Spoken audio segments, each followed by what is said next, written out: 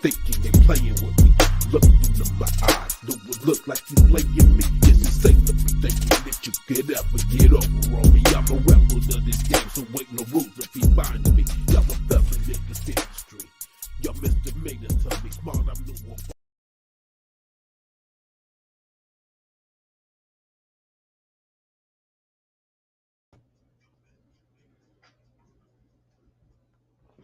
What's up, everybody? This is your man, Next Icon. No excuses, I can overcome negativity. In the building, another Monday. Today is Valentine's Day, so if you in love,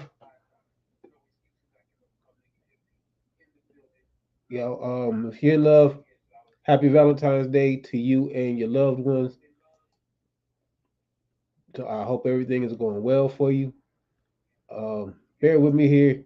There's always something. It's never a boring day here. I'm trying to get my system right here.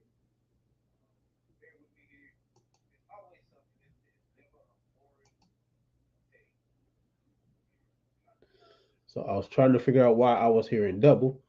The reason I was hearing double is because I have too many windows opened up.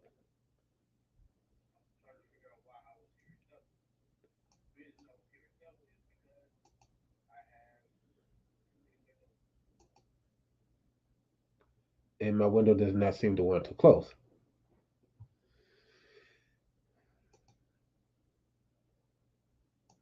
So, all right. So what we're gonna do is we're gonna mute it and get back to business. So as I was saying, happy Valentine's Day if you with your loved ones. Happy Valentine's Day, even if you ain't with your loved one, because it is that day. So I had a very great weekend.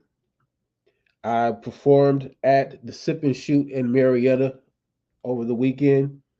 And what else did I do over the weekend? I think I filmed. I don't know. I did something over the weekend outside of performing. There's a short clip that is on Instagram and that is on my Facebook pages on Next Icon and on Will D for the actor, so you can check out that little brief snippet of a performance.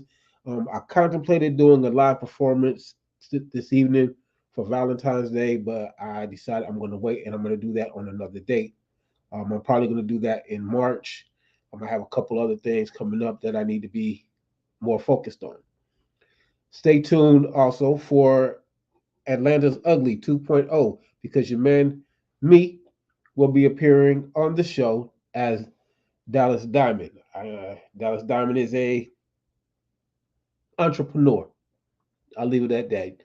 I'll keep you posted on when the release dates are, and you can check that out.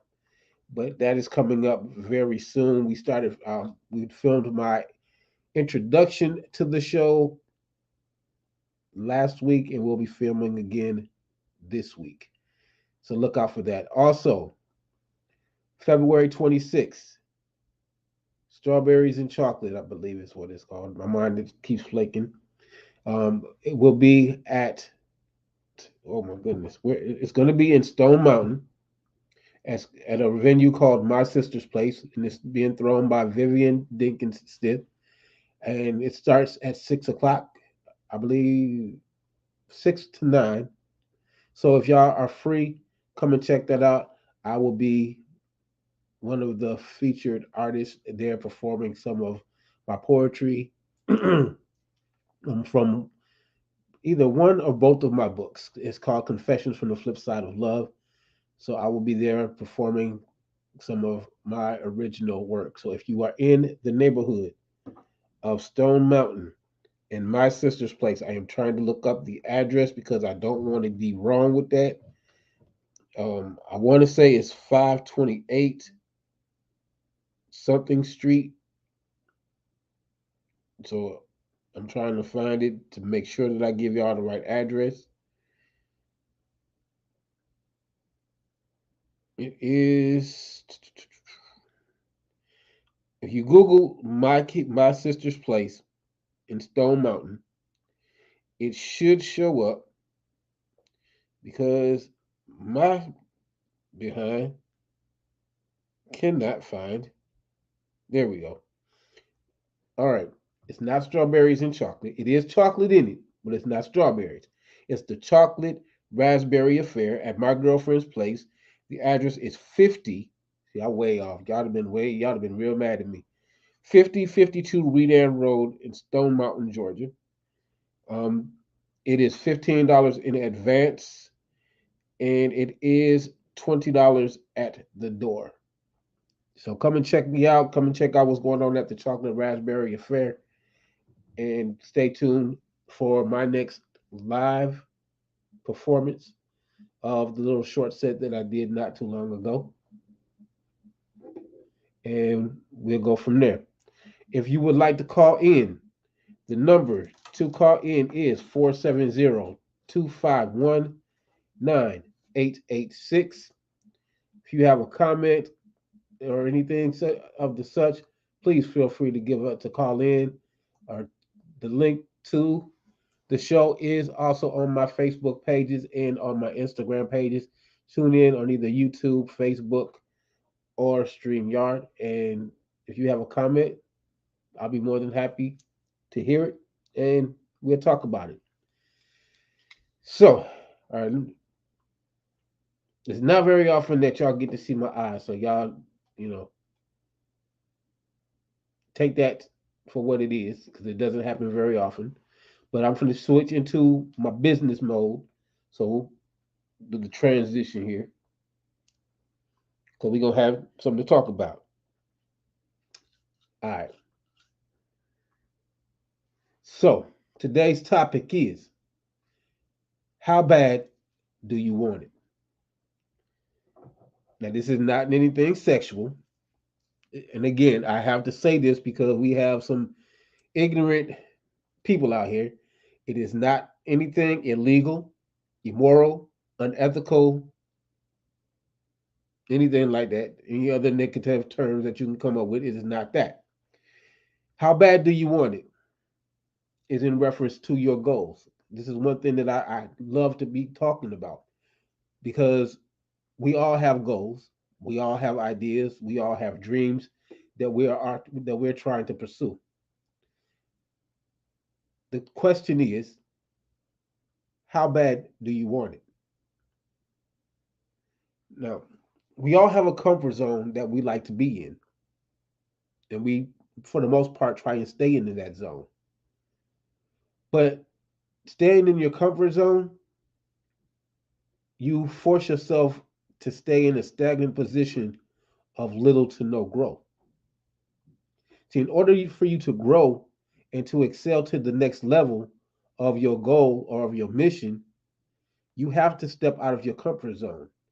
And life and your goals have a way of making you uncomfortable in order for you to do that.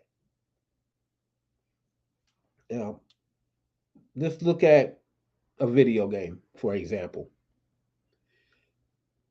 Everyone, for the most part, can beat level one on basically any game. You spend enough time with it, you learn the tricks of the trade and little codes and moves, and you're able to go past that first level. You get to the second level and you get to the third level. But each of those, moving to each of those levels requires you being a boss. That boss is the same thing that you face in life, pursuing your goals. Because whatever it is that you put out into this universe that you say that you want, whatever that you put out into this universe that you say that you want to do, whatever you put out into this universe, what you say that you want to have, this universe is going to test you. Now, we go through different challenges, different frustrations, different aggravations, different, I call them tests. Now, you've heard me mention this before. These are tests, and you have to pass these tests to go to the next level, just like a video game. You go so far in the game, and there's always this boss that's at the end of the game that you have to defeat to go to the next level. Life is the very same way. The big boss that you have to fight to achieve that level of to get closer to your goal, is different for every person, but there is an ultimate challenge. See, as you're going through your goals and your ideas to get them put together, see, that's the work. That's the schoolwork. That's the homework. That's the extra assignments, the extra credit assignments. And then somewhere along the way, once you start getting closer to your goal, like once you get halfway to your goal, what do you get in school? You get the midterm. The midterm is just a basic test to see how far you've come to getting to your goal. See, y'all not understanding me. That's why I'm trying to explain it in like a game format or a school format. Every step that you take towards your goal is like a homework assignment. It's an extra credit assignment. And when you do the extra stuff, when you're up until 2 or 3 o'clock in the morning, that's extra credit work. Once you get so far, like I gauge that once you get halfway to your goal, because you're starting to realize exactly what it is and what you have to do, there's a midterm test to see how far you've learned and what you're doing with what you've learned, how you're applying it to get to the next step of your goal. Once you do that, that second half of that of achieving your goal or bringing your idea into fruition, there's more work, there's more homework, there's more extra credit work. And at the end of that cycle, that's when you get to the end of the game and you got to face that big boss. That's the final exam. Why?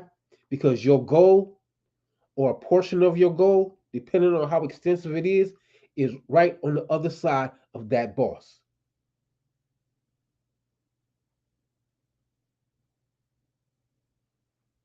The question is, how bad do you want it? See, how bad you want it determines how much fight that you're going to put in to beating that big boss or that medium boss at the midterm and that big boss at the end. How bad do you want what it is that you say that you want? Because in order for you to get what it is that you say that you want, you're going to have to become uncomfortable. You're going to have to come out of that little box of your comfort zone to do something that some people will not do to achieve the goal that they're trying to achieve.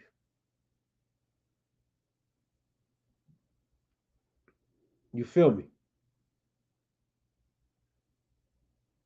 See, people have us in this box, and some people do it intentionally. Some people don't realize that they're doing it. But there's people around us that have us in this box where they like us, and it's friends, it's family, it's your relationship, it's your job. They have you in a box where they like you to be, where they're comfortable with you being. And some of them, their goal is to keep you in that box, to not let you out, to keep you exactly where they want you to be. Because a lot of people are scared of your success or your potentiality for success. Because a lot of these people have tried to do what you're doing. There's people that have had the same idea. There's people that have had the same goal, but they couldn't get past that midterm. They couldn't get past that big boss at the end. And instead of trying to find a way to beat that midterm demon or to beat that final exam boss, they gave up. They threw in the towel. They walked away. They had enough. They're aggravated, they're frustrated, they've had it. They're not gonna do it anymore. They don't know why they wasted their time trying, etc., so on and so forth. But the minute that they see you about to achieve that same goal, they got to put you back in that box. They got to shut you down. They got to remind you how comfortable, and they don't come right out and say it. They have different tactics and different methods of reminding you how comfortable that you were in that position that you were in, how comfortable that you were in that box.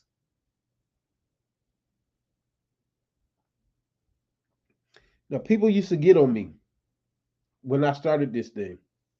And because I moved from Michigan to Atlanta, I had to change my tactics a little bit. The reason that I had to change those tactics is because I was in a whole different atmosphere, a whole nother world, whole different set of people, whole different mind state. So I had to change my game plan.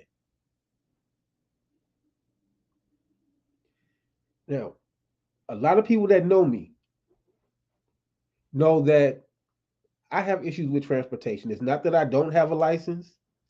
I've always had a driver's license for the most part of my life. But as mechanically inclined as I am still not the best at picking out cars. So the cars that I would get, they may last 6 months, they may last a year. But the one thing that has always been there, that has always been my saving grace, has been MARTA. Now there's other things that I use, and this is what I'm saying is when there's a goal that you want to have, there are going to be obstacles that you're going to have to overcome. Mine was transportation. Now I could have gave up, I could have quit, I could have walked away. No, I caught the bus, I caught the train, I rode my bike. Now this is how serious that it was.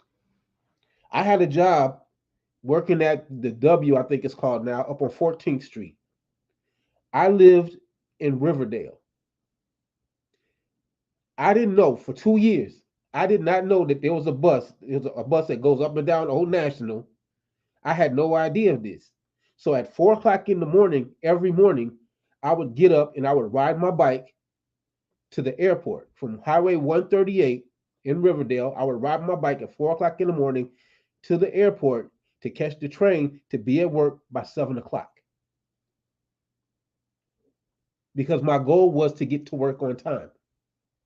Life presented me with a challenge. It presented me with a test. I had to pass that test.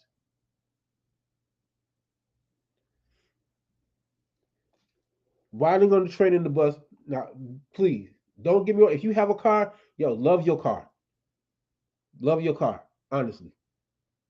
Love your car. But the one disadvantage to being in a car is you miss a lot of things in the other part of the world. Now, people will call it eavesdropping. Me, I call it ear hustling. Why? Because while I'm on the bus and the train, I'm tuned into people's conversations. Not necessarily eavesdropping, but just being attentive and listening and paying attention. And if anybody says something about music or acting, I had a conversation with those people by the time I got off the bus or by the time I got off the train. I always have my business card, and I'm going to tell y'all something. It may seem trivial, it may seem minute, but I always have a business card. That is one of the best things that you can have to identify who you are and what it is that you do. By the time I get off that bus or that train, these people have my business card. They have my contact information, and I start off by saying, "Hey, excuse me, sir, ma'am, um, I couldn't help but overhearing your conversation. I heard you mention something about filming. What is it that you do? Or I heard you say something about music. What do you have? Or something, or I see the T-shirt says director on it, or some kind of production company or studio. I ask them. That's my stepping out of my comfort zone because I'm not really good at approaching people, especially in this day and time. It's not easy for me to approach people, but I have to because of the business that I'm in. I have to step out of my comfort zone into something that makes me uncomfortable in order to get closer to the goal that I'm trying to achieve. Is it scary? Yes. Is it nerve wracking? Hell yes. But if it's what you want to do, and if that's a goal that you have to do something that most people will not do to get what it is that you want to have.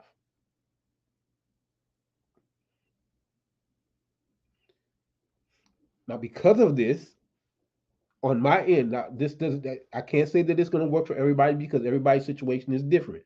But this is what's worked for me. Now, I've had people that that because of my tenacity of doing whatever it is that I have to do, I've had people write roles for me or create a character for me.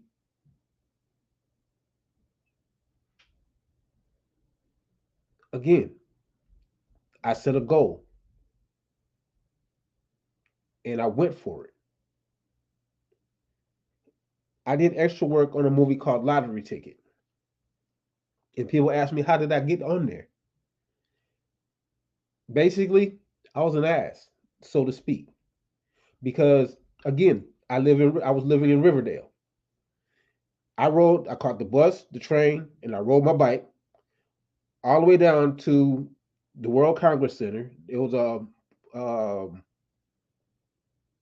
complex or projects, whatever you want to call them, called Herndon Homes, where they were filming Lottery Ticket. When I got there, there was two other guys that were there. And there was this lady that came out and she was like, we're not taking any more people. Well, again, it's a game. All three of us had a goal. All three of us had an idea. All three of us were faced with a challenge. No, we're not taking any more extras. Instead of standing their ground and vying for that position that they came all the way down there that they wanted, the other two guys gave up and they walked away. I stayed right there. And the lady looked at me and she's like, did you hear me? I said, I heard you. I said, but ma'am, let me explain something to you. Right now, I'm in between jobs.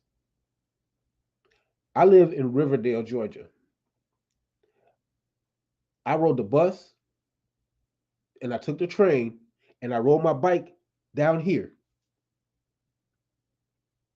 because I need to make money to pay my bills.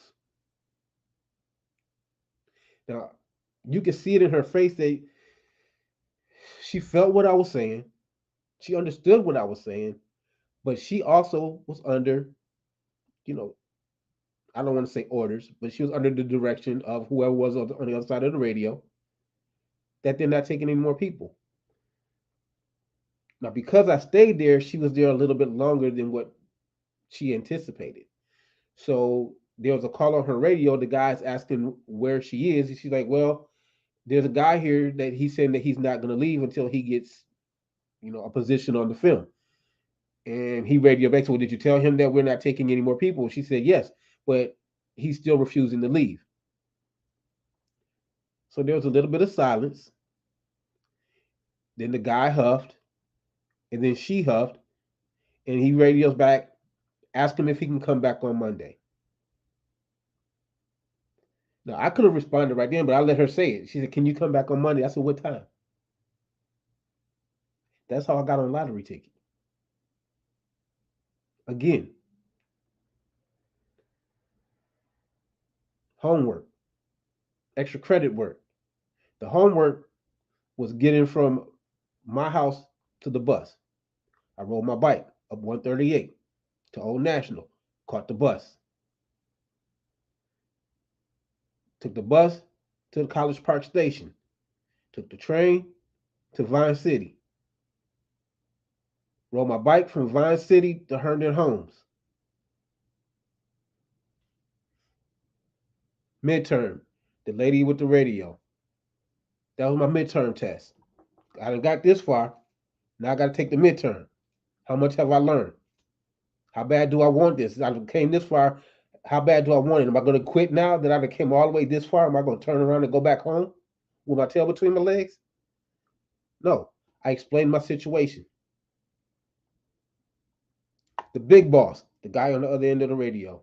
Did you tell him we're not taking any other people? That's the big boss. I overcame him. and I'm on set.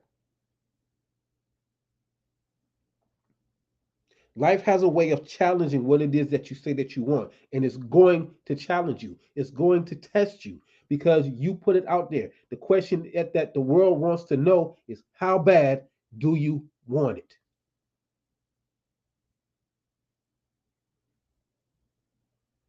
Everybody talks a good game. Everybody talks a good game. But a lot of people can walk it, but a lot of people can't. Well, let me rephrase that. A lot of people can talk it, but they can't walk it. You have to be able to do both if you're going to go for what it is that you say that you want. You have to be able to walk the walk, talk the talk, stand your ground.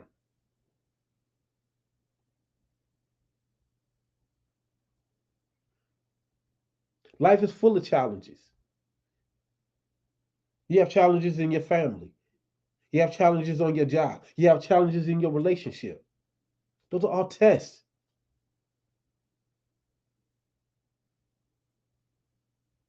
They're all tests.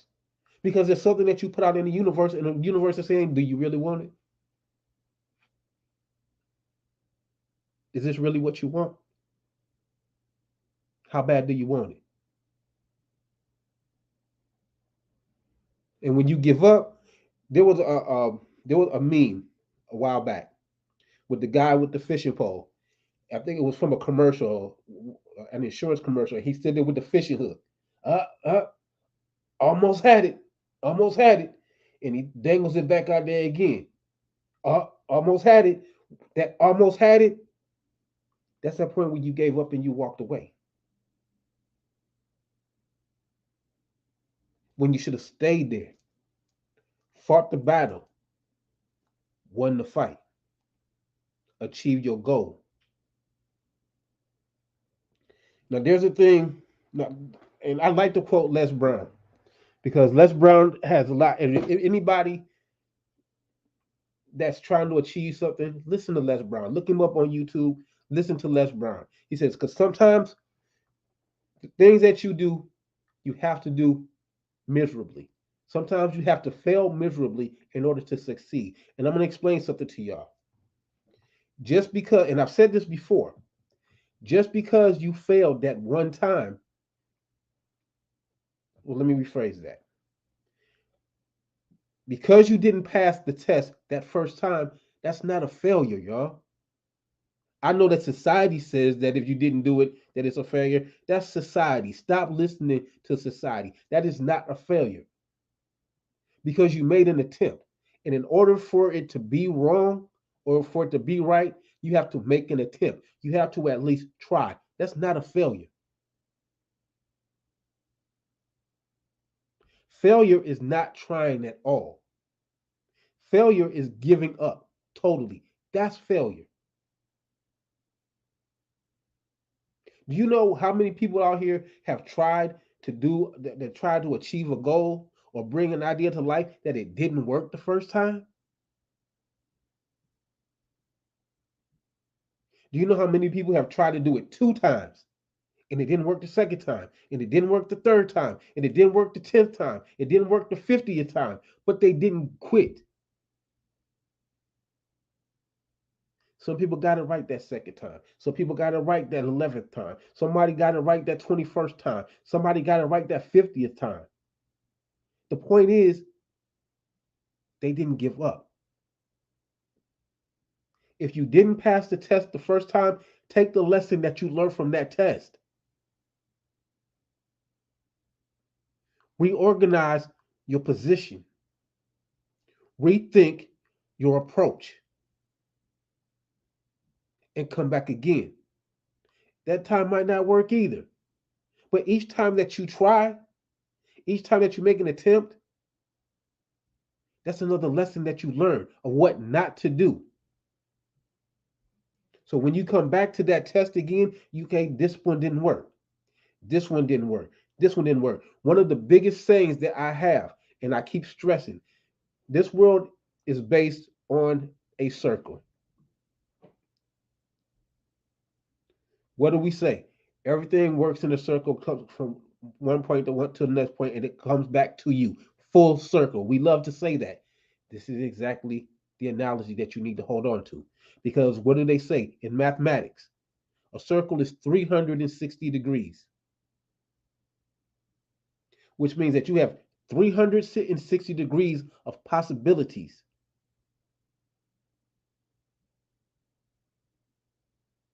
Fine. The first degree didn't work. The second degree didn't work. The third degree didn't work. The fourth degree didn't work. Out of 360 degrees of possibilities, four of them didn't work. You still have 356 other degrees to try. All 360 are not going to fail. You just have to find the right path to unlock the right course that shows you the key to the goal that you're trying to achieve. But you're not going to get that if you let your frustrations and your aggravations and your distractions take you away from it. This show, this show right here, perfect example. This show is my third time doing this show. I started this back in 2011, 2012, something like that. I was going to ITT and I had this idea to do my own show. It didn't work the first time. But also at the same time, I was running the magazine, I was recording, I was doing my music, and I was trying to graduate. So I didn't necessarily quit, but I had to set it to the side for me so I could focus on graduating and getting this next album done. So I had to put the ICON Chronicles off to the side. Time passes on.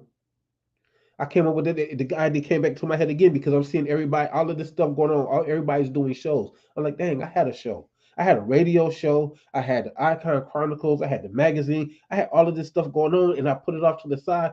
Maybe it's time for me to bring it back. I tried it again. I think I did maybe 3 or 4 episodes. Something else happened. I think I had a bad relationship. I got robbed, and job things started happening, and I had to set it to the side again. This third time around, I don't even know how many episodes of this show that I have done. But I had to be determined to do it. I had to be tenacious. I had to put away everything that was trying to get in my way because again, it was testing me. Okay, you gonna bring the Icon Chronicles back again? What, you didn't learn the first 2 times? I shut you down the first time. I slapped you down the second time. You coming back again? Oh, okay.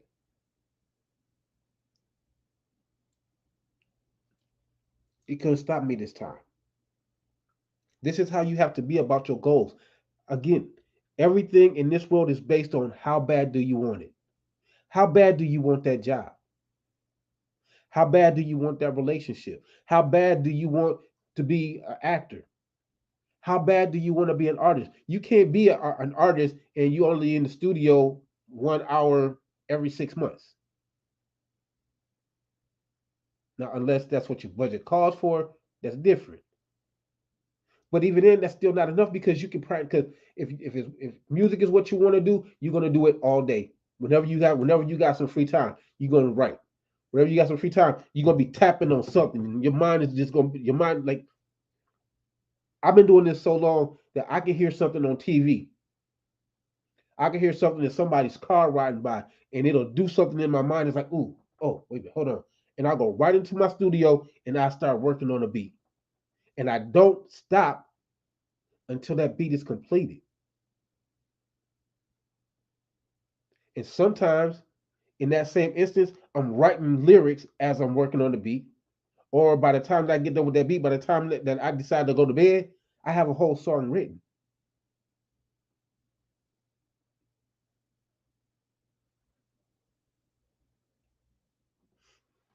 If this is something that you want, again, doing music, acting, writing a book, getting a new job, getting a new relationship, whatever it is that you put out here into this universe of ours that you say that you want, expect the test. Expect the distractions. Expect the aggravations. Expect the frustrations because they're going to come. They're going to slap you around. They're going to kick you in the stomach. They're going to slap you upside the head. They're going to poke you in the eye. They're going to smack you on the behind. They're going to do all of that. But you have to be ready for it. I can't tell you what your obstacles is going to be. I can't tell you what your challenges are going to be. I can't tell you what the test and what midterm boss and what final boss you're going to face because everybody's battles are different. Your goal is to pass the test. Your goal is to beat the midterm boss and the big boss. That's your goal. Stop worrying about how to. The other thing that we are very bad at doing is we come up with a goal. We come up with an idea, and the first thing that we do is we start thinking about everything that's going to go wrong. We start focusing on all the problems that we're going to have. We start looking at all the trials and the tribulations that's going to come with it, and we scare ourselves.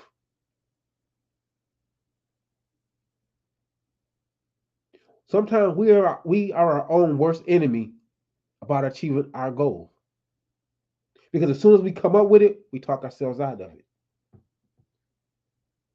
And the first thing that we do, we blame somebody else. Well, it's so and so fault because they did this. It's so and so fault because they did that. No, it's nobody's fault. It's your fault because this is your goal. This is your dream. This is your idea. So you have to fight for it. Tupac said something a long time ago. It's in the song. He said, "How did he say? My mama told me that you have to find something. If you can't find something to live for, you best find something to die for. If your goal or your idea or your dream is not worth dying for, then you don't really want it. If you're not eating it, sleeping it, thinking it, if it don't invade your dreams in the middle of the night, if you get up and go to the bathroom in the middle of the night and it don't kick you in the head, like, man, I just thought of something. You don't really want it. But you have to be the determining factor on that because it's yours. It's on you on how bad that you want it. I can't tell you how bad you want it. I can't talk you into it. I shouldn't be, nobody should be able to talk you out of your goal. Nobody. If somebody can talk you out of it, you didn't want it. If you can walk away from it easily, you didn't want it. If you put it on the shelf and never look at it again, you didn't want it. But the thing what happens then is that you turn into one of these people. I wonder if people. I wonder what would have happened if. I wonder if I should have done it. That if you have an idea of something that you think that you should have done it, try it because that might be that degree that you were missing that was going to work.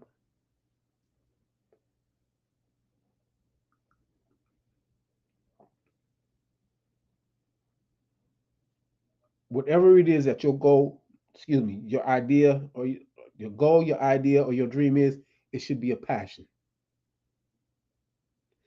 Now, with me, acting was a growing passion. It wasn't something that was on my plate. It wasn't something that I was looking to do. It just happened. But in the process of being involved in it, it grew to be a passion. So now it's like if you are around me and you see me on a computer, I have at least 20 windows open. because I'm always looking for auditions. I'm always looking for the next project because it's not because this acting thing has been so fun to me that it's become a passion. And because it's a passion, because I don't know as much about acting as maybe most other people do, I learn from other people. I watch what they do. I watch their reactions. I watch their movements. I watch the little idiosyncrasies that most people don't pay attention to. And what I don't learn, I ask questions. There's nothing wrong with asking a question. As long as it's a sensible question, most people will give you a sensible answer.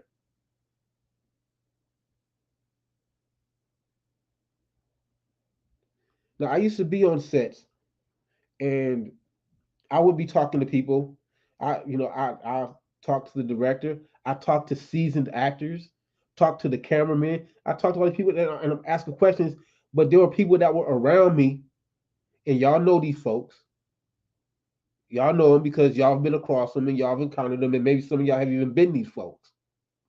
Look at them over there, brown nosing. That's being polite. You know what we say? Look at that nigga over there kissing ass. I'm not kissing nobody's ass. I'm not brown nosing nobody. I'm asking questions because I'm trying to learn. There's a difference because I picked up on something that I enjoy doing. And the only way that I can do it and to do it well is to study it.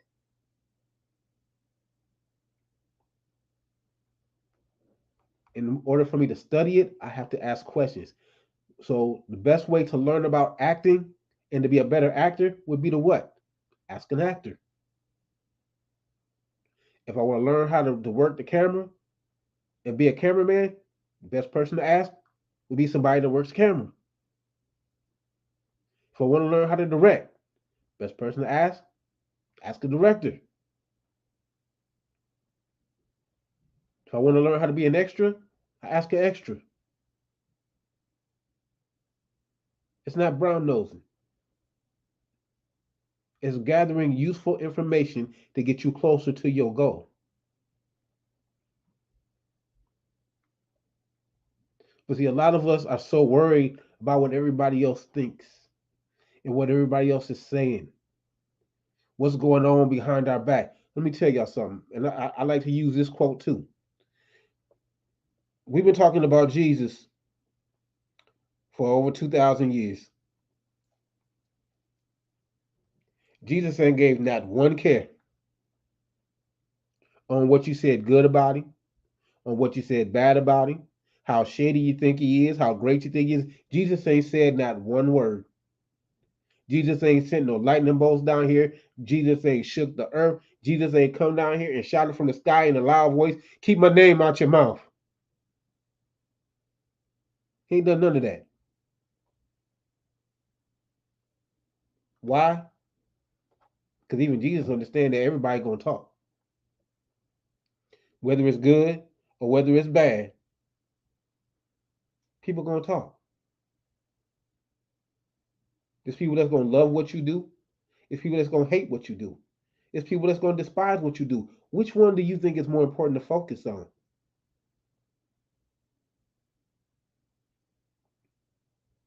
We all got haters. Hold on, I gotta mute this. The thing is going on its own again. We all got haters. Hold on, I gotta mute this. And I gotta sneeze. I feel it coming.